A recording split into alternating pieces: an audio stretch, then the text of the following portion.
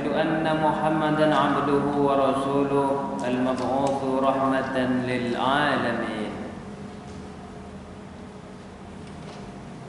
اللهم صل وسلم وبارك على سيدنا محمد وعلى آله وأصحابه أجمعين. أما بعد فيا عباد الله أوصيكم ونفسي إياي بتقوى الله فقد فاز المتقون. اتقوا الله حق تقاته ولا تموتن إلا وأنتم مسلمون.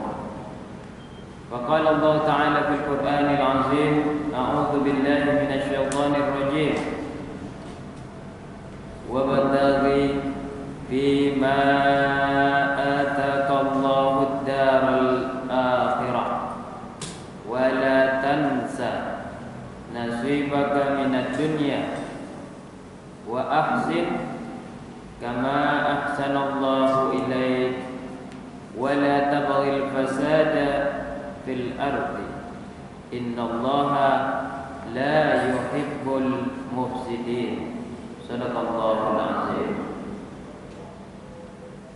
Kaum muslimin, sidang jemaah Jumat yang dimuliakan Allah, di Jumat ini dan seterusnya, marilah sama-sama kita meningkatkan takwa kita.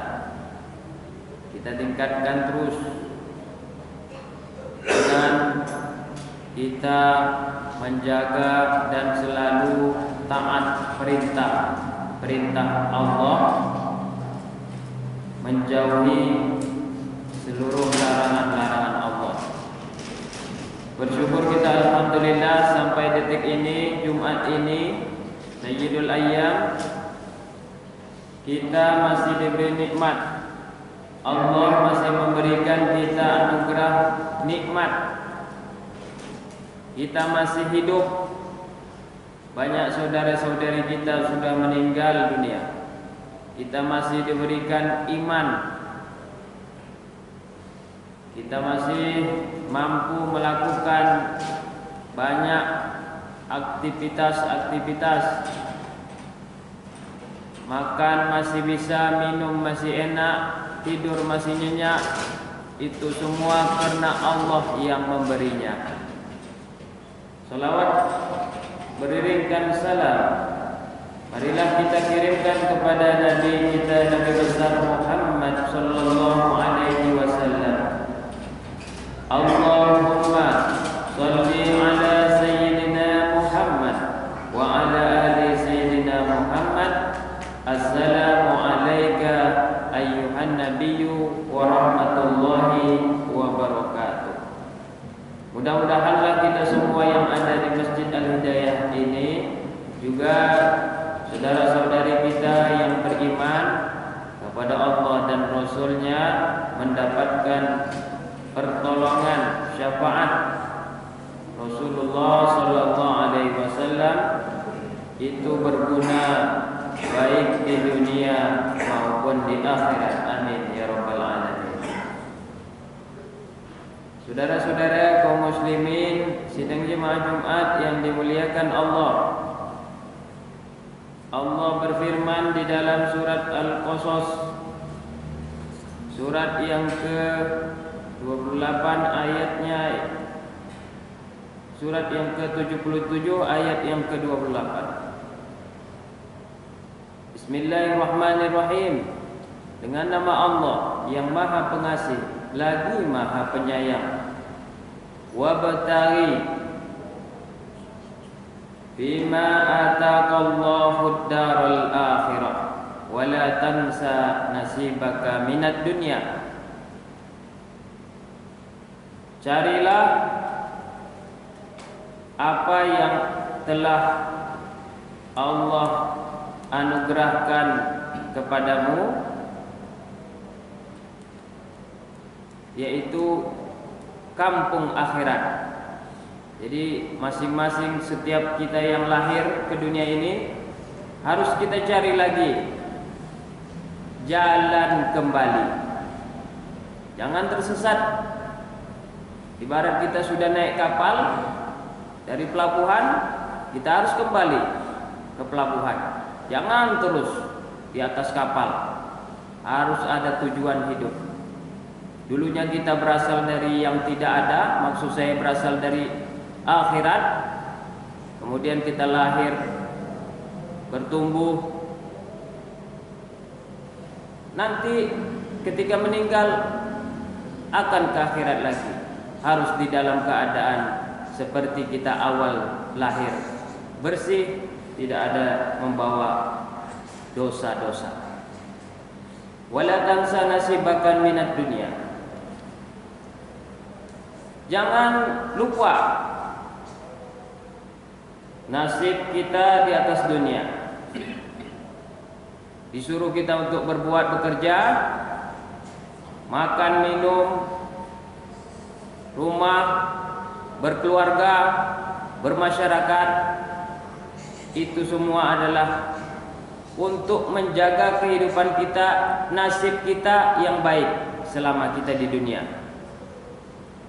Wa ahsin kama ahsanallahu ilaik.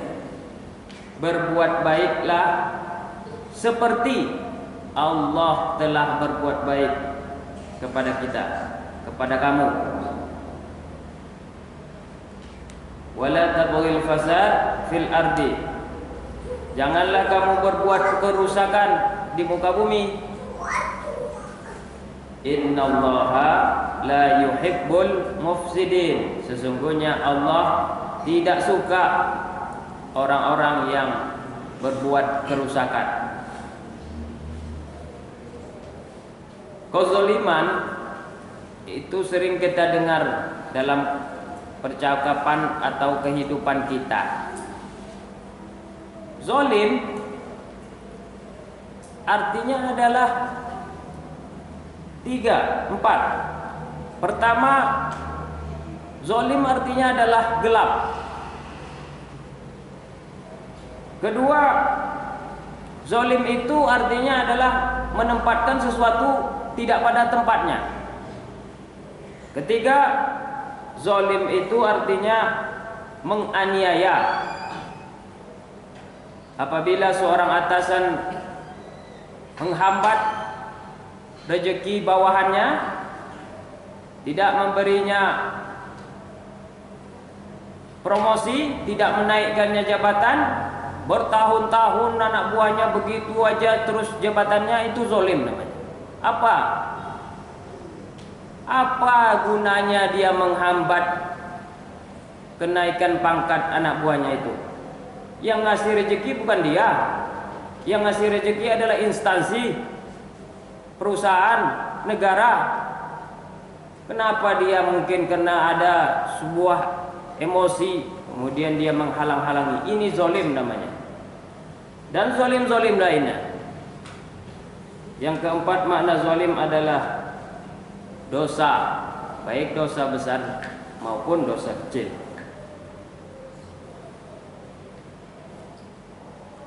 Zalim kawannya adalah fasad. Fasad artinya kerusakan.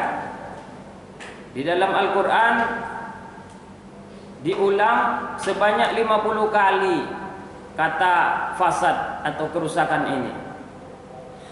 Secara bahasa, fasad itu artinya adalah khurujus syai' anil i'tidal, sesuatu yang tidak adil. Mestinya kita mendapat keadilan, rupanya sampai sekarang ini belum. Makanya ada istilah pengadilan saja yang banyak, tapi keadilan masih belum banyak, belum sebanyak pengadilan itu. Al-Baidawi dalam karyanya Anwarut Tanzil wa Asrarut Ta'wil berpendapat bahwa fasad adalah antonim dari kata salat, yang secara umum keduanya terkait dengan sesuatu yang bermanfaat dan tidak bermanfaat. Artinya apa saja yang tidak membawa manfaat baik secara individu ataupun orang banyak masuk kategori fasad. Begitu juga sebaliknya, apapun yang manfaat itu untuk kita sendiri atau orang banyak, masuk dalam kategori islah. Setidaknya ada 3 macam zalim yang harus kita jauhi. Pertama, zalim kita kepada Allah. Wujud zalim ini ada kalanya dilakukan melalui dengan kekafiran. Seseorang manusia itu kafir, dia tidak menyembah Allah, itu wujud zalim. Makanya pesan dari Luqman Al-Hakim kepada anaknya, ya bunayya la tusyrik billah inna syirka la zulmun azim. Kata ayah kepada anak, ini pantas juga untuk seorang ayah kita pesan kepada anak kita, hei anakku, jangan kamu persekutukan Allah. Kamu sembah Allah, katamu KTP-mu Islam, tapi kamu juga sembah yang lain. Sesungguhnya mempersekutukan Allah itu adalah la zulmun azim, kezaliman yang betul-betul sangatlah besar. Kezaliman kepada Allah seperti kekafiran manusia, kemunafikan manusia, dan kesyirikan manusia terhadap penciptanya sendiri. Dan ini sebesar-besarnya zalim. Kedua, zalim terhadap sesama kita, zalim terhadap kawan kita, zalim terhadap anak kita, zalim terhadap ponakan kita, tetangga kita, teman-teman dimanapun saja. Ini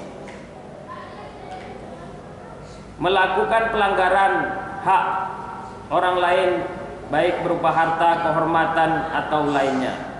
Mereka itu akan mendapatkan balasan yang setimpal berkenaan dengan bentuk perbuatan zalim tersebut. Bila yang dizalimi itu berupa harta yang dapat diganti, maka orang yang merasa dizalimi itu berhak untuk menuntut haknya pada orang yang menzalimi itu. Rasulullah SAW bersabda yang artinya, siapapun yang menzalimi saudaranya dari hartanya atau lainnya, maka hendaklah ia minta digantikan atau dihalalkan di dunia ini. Jangan sampai nanti setelah dia di akhirat baru dituntut. Kalau di akhirat, pembayarannya dilakukan dengan mengambil serta memberikan perbuatan baik selama hidup orang yang menzolimi kepada orang yang dizolimi, seimbang dengan perbuatan zalim yang dilakukannya. Jika amal kebajikannya orang yang menzolimi habis, maka diganti dengan siksa azab atau derita yang dipikulkan kepada orang yang menzolimi tersebut. Ketika zalim manusia itu terhadap dirinya, rupanya ada juga kita ini masih menzolimi diri sendiri, menganiaya diri sendiri. Adalah tidak dipenuhinya hak-hak yang harus dimiliki oleh diri manusia yang bersangkutan. Tubuh manusia tersebut berhak dapat makan, tidak dikasih makan. Atau kelebihan, udah sendawa masih juga makan. Mestinya berhenti makan, minum, masih juga. Ini zalim juga terhadap diri sendiri. Setiap jiwa yang dimiliki manusia berhak untuk mendapatkan siraman rohani. Tidak juga kita isi siraman rohani setiap hari. Tidak kita tunaikan sholat setiap hari. Tidak kita beristighfar, minta ampunan kepada Allah setiap hari. Ini juga makanan. Makanan itu bukan makanan fisik saja, tapi makanan rohani. Makanya ada santapan jasmani, makan minum, itu banyak yang dijual sekarang. Juga ada santapan rohani. Bahkan memberi saya katakan memberi, bersedekah, berinfak. Orang datang ke rumah kita, kesal kita mungkin. Apalagi orang yang datang itu ke itu saja. Tetangga yang datang dia ke dia saja. Keluarga yang datang minjam duit itu ke itu saja. Tapi kalau memang mereka itu terdesak membutuhkan, itu bahkan lebih baik untuk kita. Seakan-akan uang kita memang habis, berkurang, kita kasih dia 50.000, tapi akan menyehatkan jiwa kita. Makanya ada seorang profesor datang ke pasar. Profesor itu keliling ke pasar melihat seorang ibu-ibu. Ternyata ibu-ibu ini memiliki anak yang banyak, 6 orang. Sudah 7 bulan tidak pernah makan daging. Kalau kita mungkin di sini alhamdulillah makan daging itu adalah. Banyak anak tidak pernah makan daging semuanya. Lalu apa kata seorang profesor itu? Bungkuskan yang banyak secukupnya untuk mereka kepada tukang daging. Saya yang bayar.